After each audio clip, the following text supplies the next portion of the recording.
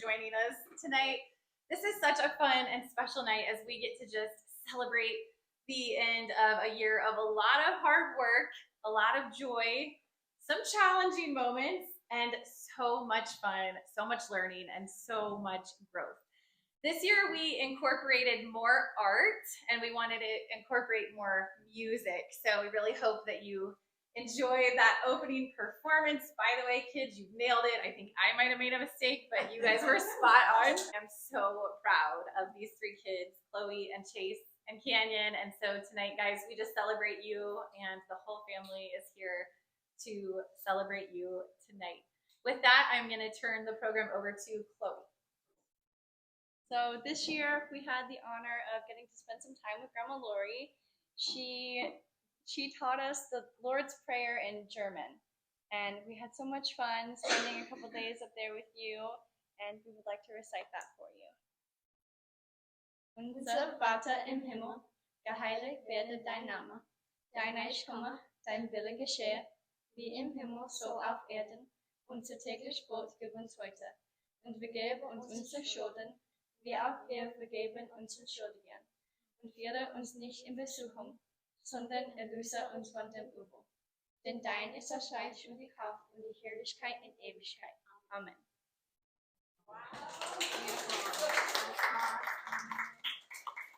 That was one of the highlights of our year. I'm gonna get teary-eyed. Oh my goodness. The moments that we got to go down and spend with Grandma were really special this year. So that was awesome. For Bible class, we studied deeply into the book of Colossians, specifically Colossians chapter 3. And the foundation of our homeschool is Colossians 3:23 and 24, which talks about doing everything that we do with diligence and excellence for the glory of God. And that is, again, the foundation of our homeschool. And so the kids this year learned and tucked in their hearts all of Colossians chapter 3, and they are actually going to recite that for you now. So if you have been raised with Christ, seek the things above, where Christ is seated at the right hand of God. Set your minds on things above and not on earthly things. For you died, and your life is hidden with Christ in God. When Christ, who is your life, appears, then you also will appear with him in glory. Therefore put to death what belongs to your earthly nature: immorality, impurity, lust, evil desire, and greed, which is idolatry. Because of these, God's wrath is coming upon the disobedient, and you once walked in these things when you were living in them. But now put away all the following: anger, wrath, malice, slander, and filthy language from your mouth. Do not lie to one another, since you have put off the old self with its practices, and have put on the new self. You are being renewed in knowledge according to the image of your Creator. In Christ there is not Greek and Jew, circumcision and uncircumcision, barbarian, Scythian, slave and free, but Christ is all and in all. Therefore, as God's chosen ones, holy and dearly loved, put on compassion, kindness, humility, gentleness, and patience, bearing with one another and forgiving one another if anyone has a grievance against another. Just as the Lord has forgiven you, so you are also to forgive. Above all, put on love, which is the perfect bond of unity. And let the peace of Christ, to which you are also called in one body, rule your hearts, and be thankful. Let the word of Christ dwell richly among you, in all wisdom teaching and admonishing one another through psalms, hymns, and spiritual songs, singing to God with gratitude in your hearts. And whatever you do, in word or in deed, do everything in the name of the Lord Jesus, giving thanks to God the Father through him. Wives, submit yourselves to your husbands as is fitting in the Lord. Husbands, love your wives, and don't be bitter toward them. Children, obey your parents in everything, for this pleases the Lord.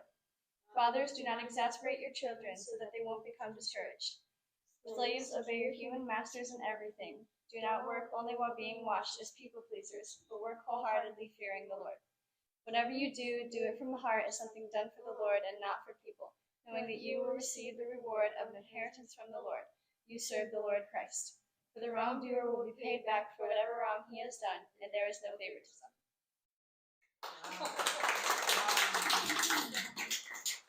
Okay, so this year for science, me and Kangan studied national parks, and Chloe studied astronomy, and we all wrote papers on them, so Kangan is now going to come and share his paper. So I wrote about the Grand Canyon.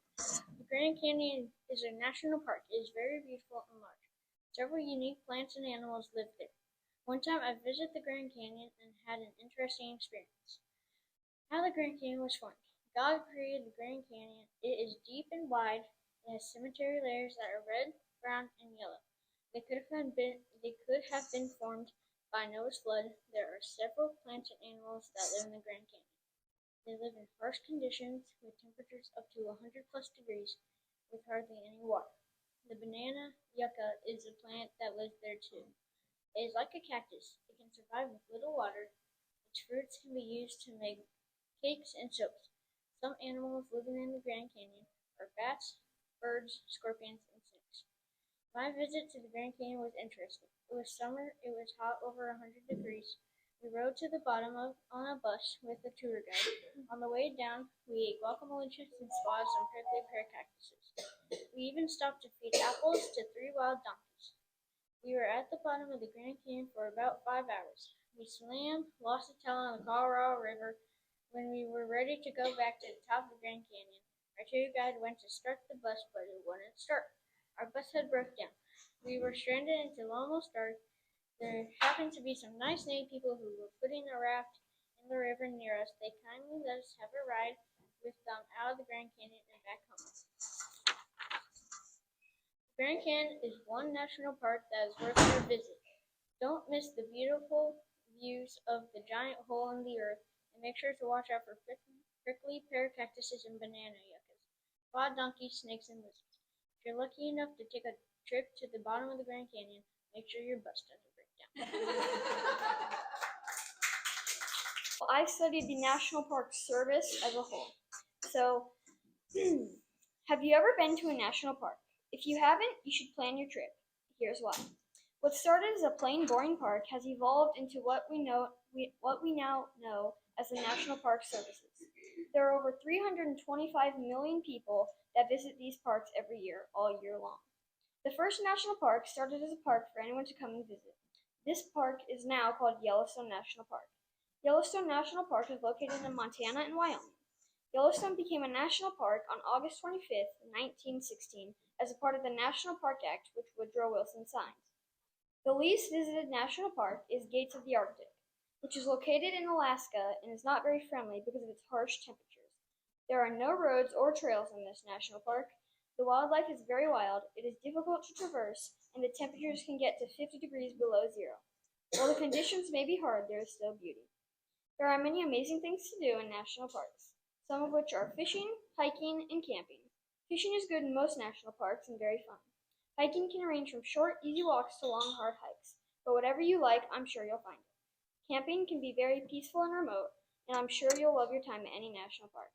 Whether you're going to the first, the last, the most visited, or the least visited national park, it will be amazing.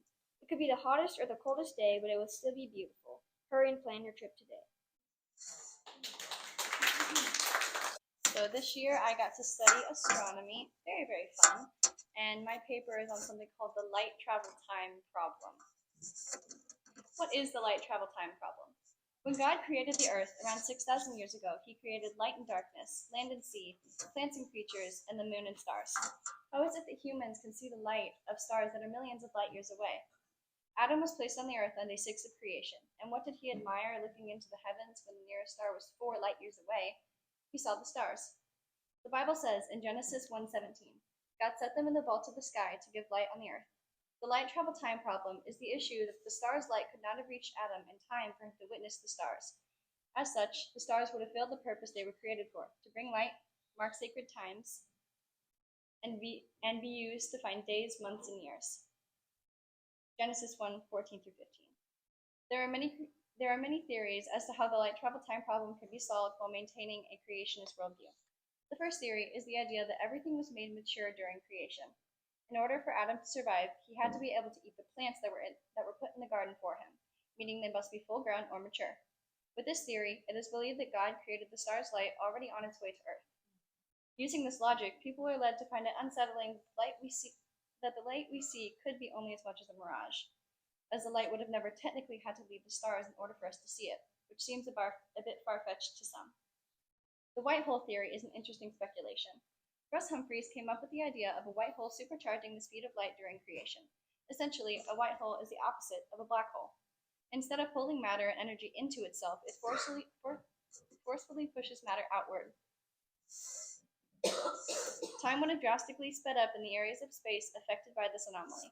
The white hole would have eventually dissipated when it no longer had matter to release. The final theory is the Dasha theory. Dasha means brought forth in Hebrew. Using this theory, creationist Danny Faulkner had concluded that the universe was made ex nihilo, or out of nothing. When the world was created, everything on earth had a purpose to fulfill, so God made things rapidly grow, like a time lapse. Since Adam did not eat meat while he was in the garden, the plants in the garden had to be mature, similarly to the maturity theory. With this theory, the star's light would have drastically sped up in order to reach Earth by the end of day 4 of creation. Jeremiah 51:15 states, "He stretched out the heavens by his understanding." Creationists have found several solutions. The maturity, white hole, and Dasha theories, and many more, could be the solution to this stumping problem.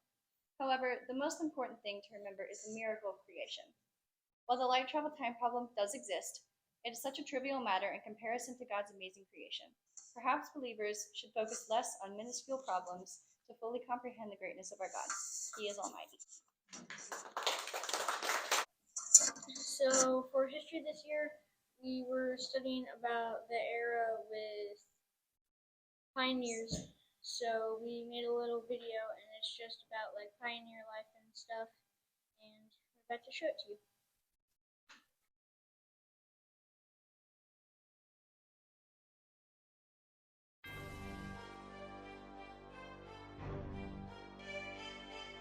America's history, there's more to know, so here we go. Here we go. Here we go. Here we go. The 1800s, there was change on the horizon. Thomas Jefferson was thinking about expansion. From 1804 to 1806 to St. Louis and Clark and a native girl west. Pioneers followed, and who would have guessed? Industry was boom, things no one had seen yet. A telegraph, steam engine, cotton gin. Meanwhile, a storm was brewing within. Our country was torn, the north from the south. In 1861, the Civil War broke out. Abe Lincoln gave a speech in 1863 at Gettysburg, said men were created equally. 1865, the South surrendered. Slaves became free, but our history didn't end there. America turned 176. The World's Fair Railroad, Pony Express. The West got wild as the outlaws ran. There were Indian wars and Custer's last stand. A brand new era was about to begin as the 1900s brought progressive presidents. Roosevelt, Taft, and Woodrow Wilson, Panama Canal, and food inspections. Wright brothers flew, Henry Ford drove, the Titanic sank, and world tension rose. World War I and Prohibition, the Roaring '20s and the Great Depression. Cruising 40s brought FDR, the Dust Bowl, Pearl Harbor, Second World War. America, home of the brave and free, full of patriots who live and believe in happiness, life, and liberty. That wraps up part 2 of America's history.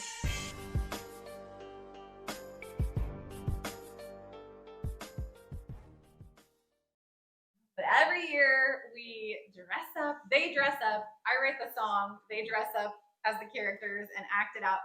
This year's American History Part 2 wrap was actually filmed in Morris Park.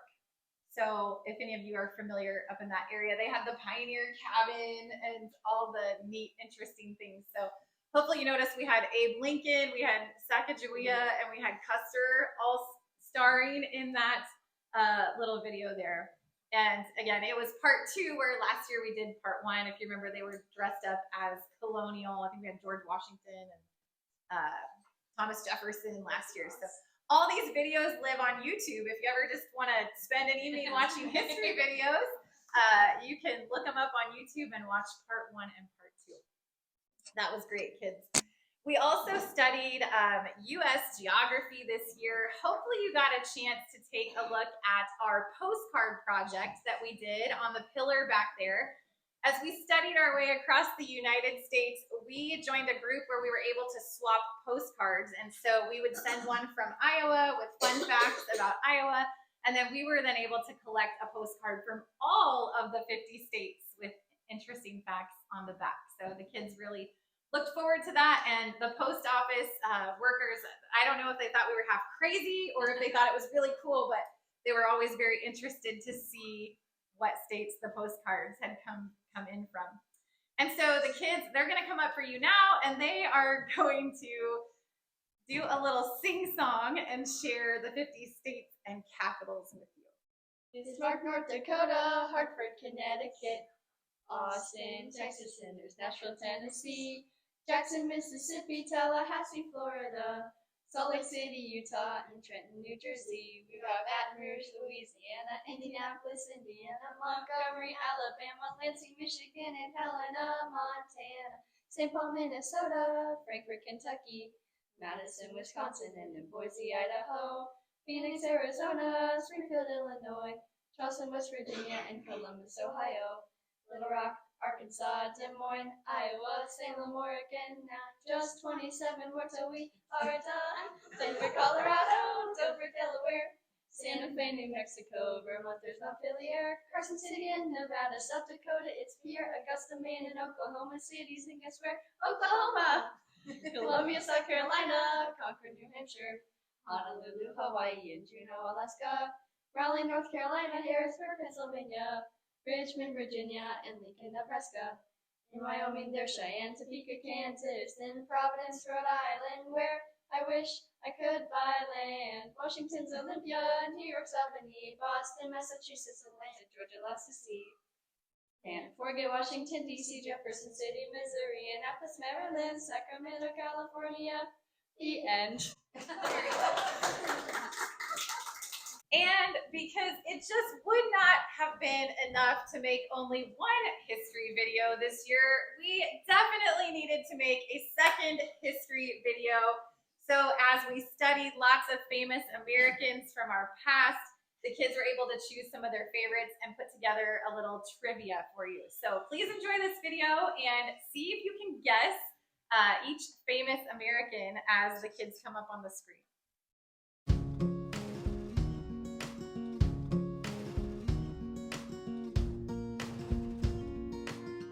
I created the American Civil Liberties Union. I was deaf-blind. My parents took me to meet Alexander Graham Bell.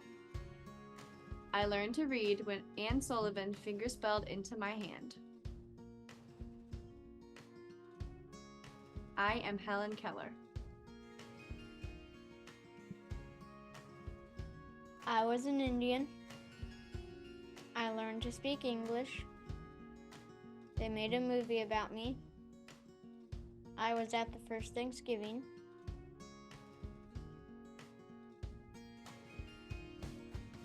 I am Squanto. Boxing was one of my hobbies, and I became blind in one eye after a boxing injury in the White House. I was the 26th president. I enjoyed spending time in nature, and the only American national park named directly after a single person was named in my honor. The teddy bear was named after me.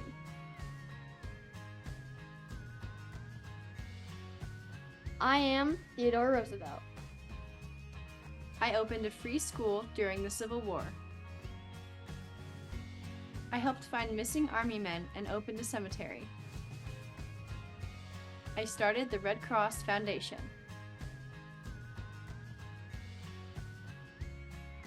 I am Clara Barton. I married Elizabeth Bacon. My nickname was Audie. I became a Civil War general in the Union Army at the age of 23. Over 200 men died when I led them into the battle at the Battle of Little Bighorn.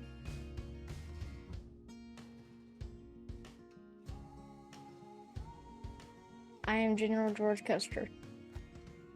I was an American writer. I changed my name. I was raised in Hannibal, Missouri, and I worked on the Mississippi River.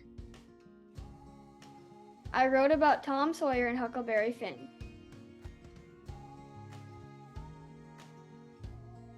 I am Mark Twain. I was orphaned at age 12. I was a sharpshooter in the Wild West. People always saw me with Wild Bill Hickok. I often caused calamity with my masculine stature and dress. I am Calamity Jane. I was self-educated. I was a lawyer, politician, statesman, and president. I died by assassination in 1865. I wrote the Gettysburg Address.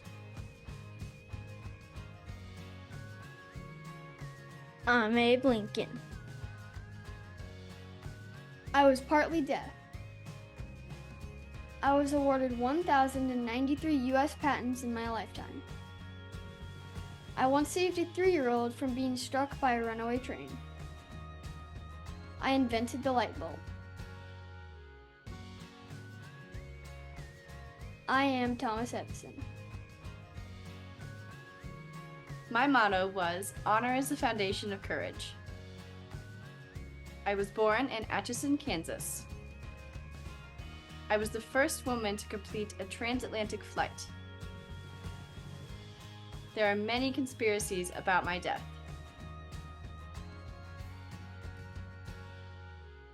I am Amelia Earhart.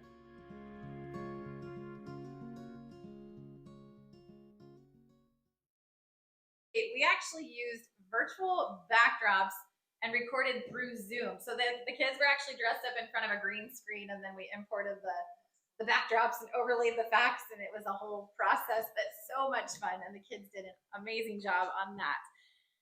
That brings us next to reading, writing, and arithmetic. You know, I love having the end of the year program here because it kind of feels a little bit like a one-room schoolhouse. Do you guys get that just a little bit? And so as we studied American literature this year, we dove really deep into Laura Ingalls. And so I love the feelings that it kind of brings up. The kids read so many pieces of wonderful American literature. They were required to read a minimum of 30 minutes a day. Often they read a lot more than that, but that means that they each one read a minimum of 4,500 minutes each. Really, they read a lot more than that, but that was just kind of a baseline, was 4,500 minutes each, all in that American literature category. We got to dive deep into studying Mark Twain, and then we just last week got to go down and visit Mark Twain Cave and Hannibal and the Becky Thatcher house, and the boys got to stand and whitewash the fence. We did, as a family, read through the entire Laura Ingalls Little House on the Prairie series, and I'll be darned if I don't see the whole Ingalls family joining us right now. I see Laura and Pa and Al Manzo, and I think I'll let Laura take the stage. So, as she said, we studied Laura Ingalls this year, and it was a lot of fun. We got to spend a lot of, nights reading. All of us enjoyed it. I'm not sure if Dad did, because he had to read all the books out loud because no one else wanted to. But it was very good family time. So we have some trivia that we're going to do. Number 1.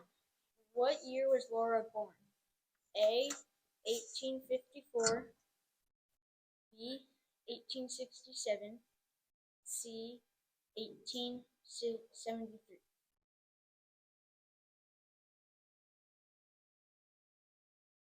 Where was Laura Ingalls born?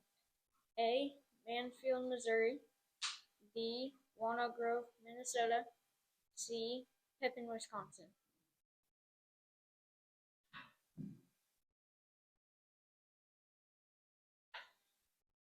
Laura's sister Mary was blind. A. True. B. False. How many times did Laura move during her childhood? A. 4. B. 7. C. 9.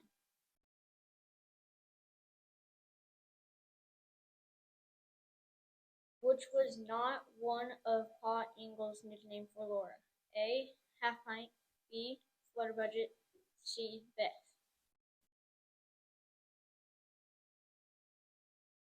Okay, number 6. How many siblings did Laura have? A. 3. B. 5. C. 6. Number 7. What was the name of the Ingalls kitten in Little Town on the Prairie? A. Sarah, B. Kitty, C. Cindy.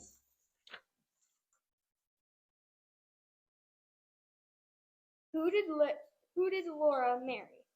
A. Willie Olson, B. Cap Garland, C. Almanzo Wilder.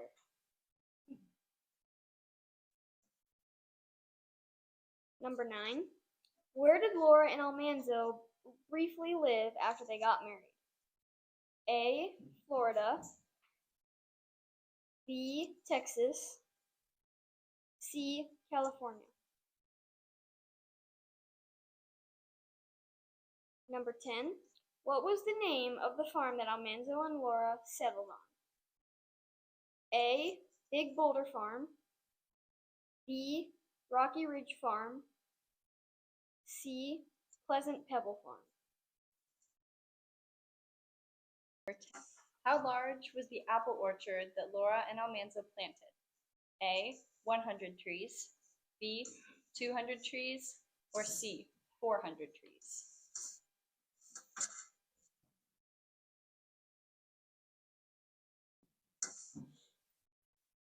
What was Laura's child named?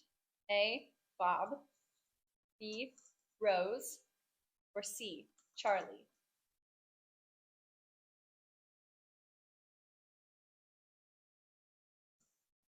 How old was Laura when she died? A. 90, B. 92, or C. 96? When did Laura die? A. 1957, B. 1960, or C. 1975?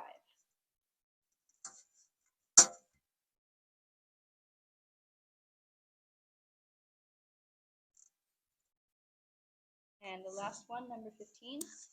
Where did Laura Ingalls die? A. Mansfield, Missouri, B. Independence, Kansas, or C. De Smet, South Dakota?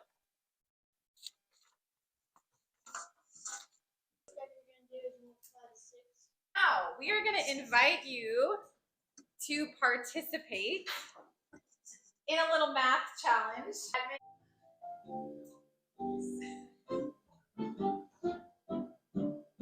Flip this over and the kids are going to come walk you through the answers.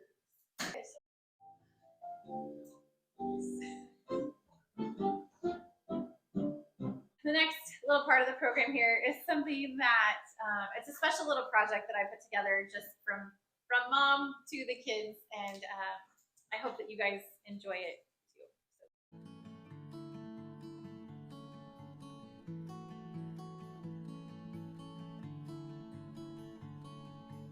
Dear Chloe, Chase, and Canyon, we did it, kiddos. Year 2 is in the books. This school year felt like a breath of fresh air. It was a little smoother, a little more familiar. We dug a little deeper, and man, did we all learn a lot. Plus, something truly wonderful and magical happened this year. You guys grew. I'm not talking about your physical growth, although I don't think it will be long before I'm the shortest one in our family. You kids grew in wisdom and in truth. You grew in your faith. You grew in relationship with each other. You grew personally. Chloe said it best one chilly November day when she told me, "Mom, I love learning." That moment was confirmation.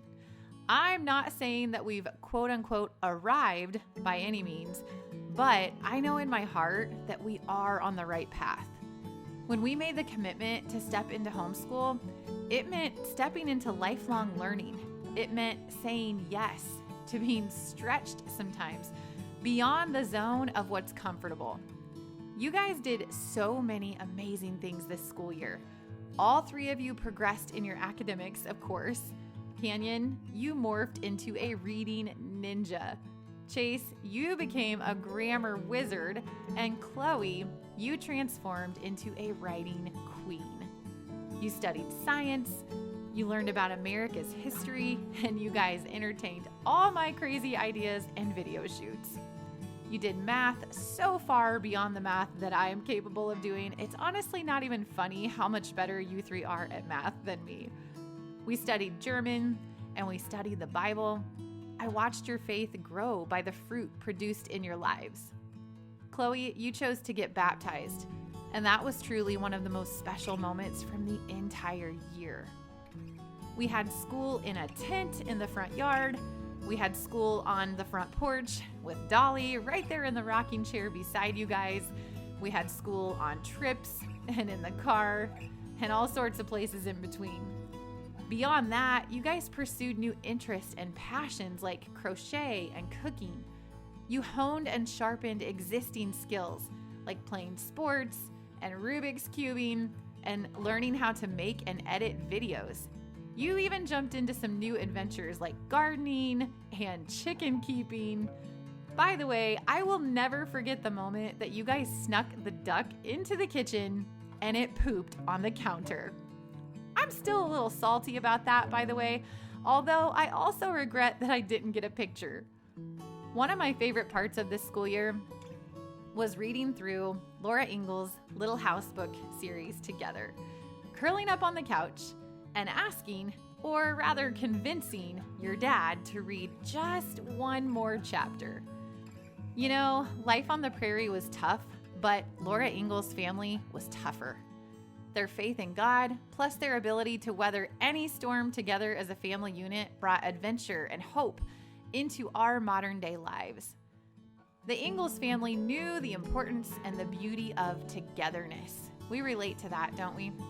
When the world around you seems to be falling apart, whether times are hard or times are wonderful, you'll always have your family there beside you, just like the Ingalls family did.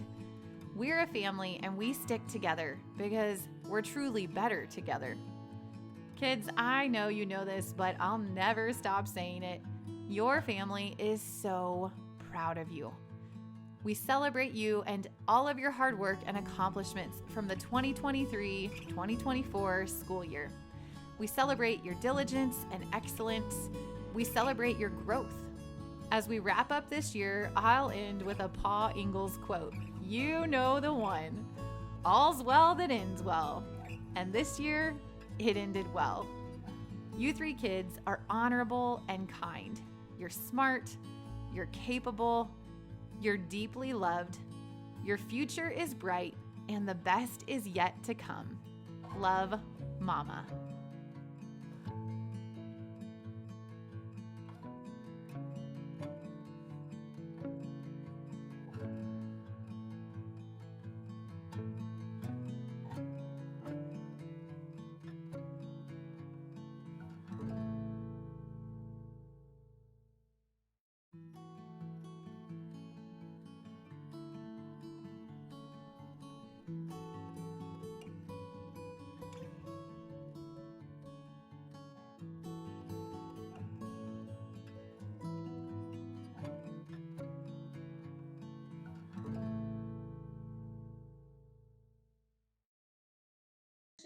Engineering and logic of completion, certifying that on this day you have completed the required course of study for 4th grade graduation. Additionally, congratulations on learning new skills in the areas of entrepreneurship and bait making, sports and sports leadership, engineering and logic, and life skills.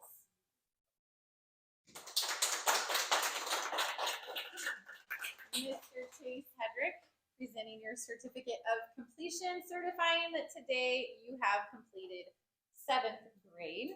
Additionally, congratulations on learning new skills in the areas of entrepreneurship and bait making, sports and sports leadership, engineering and logic, and video editing. Miss Chloe Hedrick, your certificate of completion, certifying that today you have completed the required course of study for 9th grade graduation. Additionally, congratulations on learning new skills in the areas of service and hospitality, leadership and worship, home economics, and handiwork.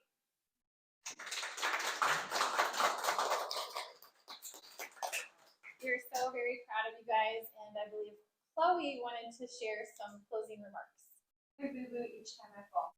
Your mother, a caretaker, a nurturer, means kissing every boo-boo each time I fall, holding me while I fall asleep, watching my chest rise and fall. It means letting me try new things. As I turn our kitchen into a mess, you just sigh to yourself. Although you hate the dishes, it would never make you love me less. It means letting me steal all your clothes. I can't help that we're the same size. You could stop me and tell me no, but you never do, and I love it, if not a lie. It means doing the hardest but best thing for me. You aren't selfish even when I'm stubborn. You can take the easy route, but no. You love me like this, and you will forevermore. It means I look like you. Your brown eyes, your lips, your figure, and more. For 9 months you waited, wondering what I'd be like. And I finally came along. Was that all you looked for? It means letting me figure myself out. I know sometimes I break your heart, watching me stumble, but I grow so much each time I fall a little apart. It means pushing me when you know I can do better. I don't give my best every time it's hard, but you know I can, and that the strongest warriors are scarred. It means being my rock whenever it storms. Life may leave me feeling shaken, unsure of my own choices and opinions. With you, I know I'll never be safe. It means raw and utter beauty. Your intoxicating smile, the one you passed on to me. Do you see it in me every once in a while? It means teaching me nearly everything I know about people, life, faith. You always were my stepping stone, and you changed my life in great ways. There aren't pages enough or ink to exist, no way to describe how I feel, the gratefulness I have for merely existing. I can't express my love for you. The stars in the sky cannot compare to your wisdom. When I leave home and I'm finally gone, I might not know quite how to cope. I just know.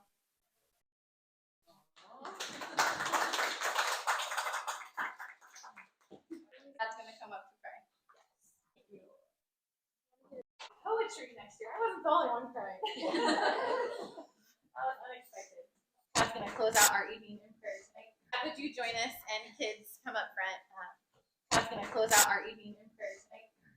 Gather with friends and family, Lord, and just thank you for the year that you gave Katie and the kids, and just the amount of growth that we've seen in them, Lord, and just how they've drawn closer to you, and just learned so much more about your creation, Lord, and everything that you gave us here, or an offering for each and every one of us to just take that chance to go out and actually learn everything we can about everything that you give us, Lord. We just want to thank you for the opportunity that we've been able to have with the kiddos, and just watching them grow has been a blessing to each and every one of us, and we just want to thank you for that.